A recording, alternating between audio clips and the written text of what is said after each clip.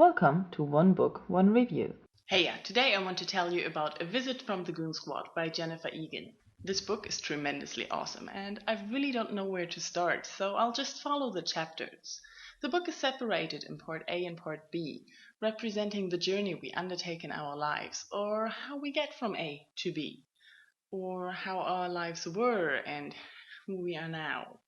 This might suggest that the chapters in Part A are about how the characters were, and the chapters in Part B about how the characters are now or where they are now.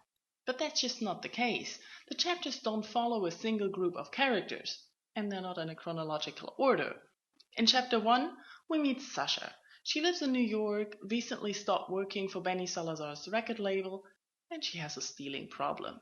You're immediately drawn into her story, how she describes the events of her last date to her shrink. You're curious about this person and you want to know what happens next. The more surprised you are to discover that Chapter 2 is about Benny Salazar and not Sasha. And it's in a time when Sasha still worked for him. And Sasha's just a side note. But the focus of Chapter 2 is Benny's troubles at work, his private life. You see him eating gold to cure his impotence and visit a really bad musical act he signed years ago. And just when you think that Chapter 3 will explain the connection between 1 and 2, you get a chapter about Benny's teenage friends and how they were punks and did drugs. And you have a different perspective again.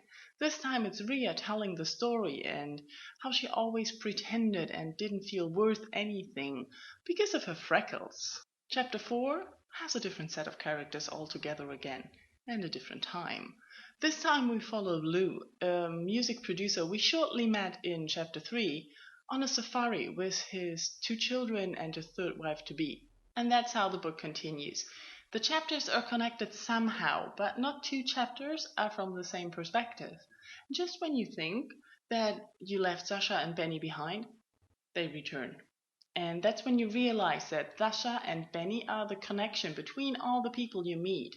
And I thought this was really interesting to see how all these people are connected and to see the characters in the different stages of their lives, but not only from their viewpoint, but how other people see them. And I really liked this. Also, I liked how this book made me feel. In the beginning, when I was reading about their escapades and their youth, I was feeling rather boring.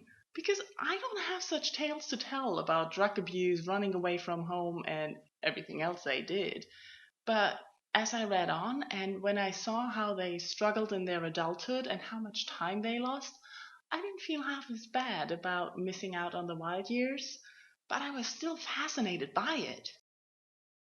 Next to the wide range of characters, the writing is amazing. I already mentioned that each chapter is told from a different perspective, but Jennifer Egan also applies different narrative methods to support the characters and their situations.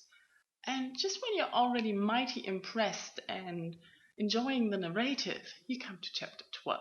Chapter 12 is told solely in slides. It's just awesome and blows you away with its simplicity and the effect it has. The slides convey more with fewer words than any text ever can. It's just so amazing. And then the last chapter connects to the first chapter again. And you feel like you've come full circle despite all the detours you took. Seriously, this is just awesome. I really love this book. The characters, the writing, everything is just impressive. I can highly recommend reading this book. Thank you all for watching and tell me what you thought if you read the book. Bye bye.